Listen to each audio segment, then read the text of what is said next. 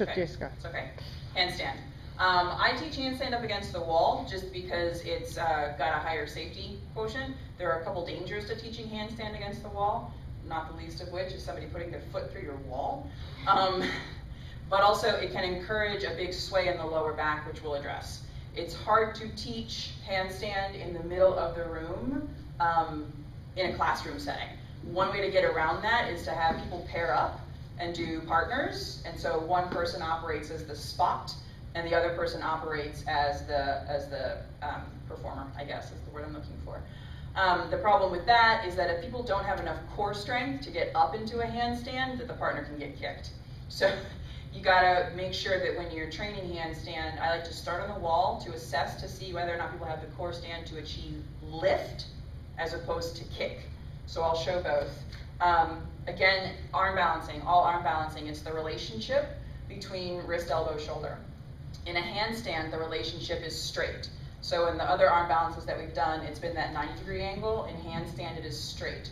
And you want to make sure, especially if somebody has hyperextended elbows like I do, that it's an internal rotation of the elbow and an external rotation of the shoulder. Wait, external, yeah.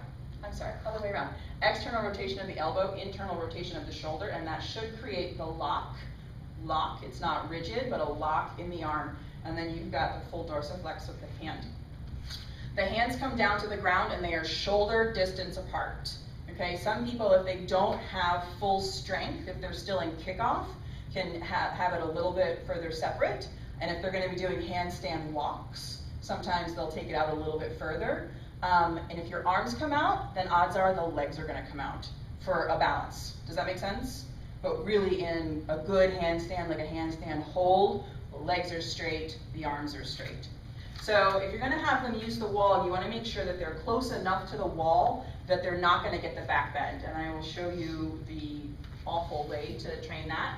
And that's to have the hands down, and I've got, look, about 2 feet to the wall, and then the kick, oh shit, I can't do it so bad. The kick and the feet thump against the wall, and you've got that huge bend in the back, which is jamming out the elbows and overflexing the wrists. Okay, this is not healthy, even remotely. What you want to have is to have them start a little bit closer to the wall and bring the hands down. A lot of people won't have the hamstring flexibility to get up like I get up. I'm only about 6 inches from the wall.